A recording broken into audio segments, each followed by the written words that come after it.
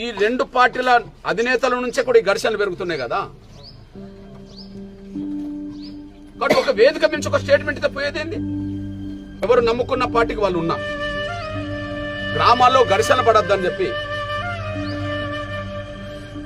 వీలైతే ఇద్దరు పెద్ద మనసు చేసుకొని ఒక వేదిక మీద నుంచి ప్రకటన చేయాలి. ఇక్కడ ఎమ్మెల్యే మాజీ మేము గెలిచినా ఓడినా మేమే కదా.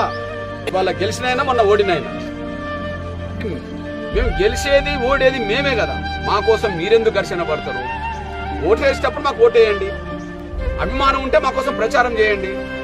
అంతేగాని మా కోసం మీరు ఘర్షణ పడద్దు, మా కోసం మీరు కక్షలు పెట్టుకోవద్దు, మా కోసం మీరు కత్తులు రాడ్లు పట్టద్దు, మా కోసం మీరు బాంబులు సమకూర్చుకోవద్దు అనే విషయంలో నిజంగా పేద ప్రజల మీద, పేద ప్రజల బతుకుల మీద వీళ్ళకు గౌరవం అభిమానం ఉంటే ఒకే వేదిక నుంచి వీళ్ళు స్టేట్మెంట్ ఇస్తే పోయేది.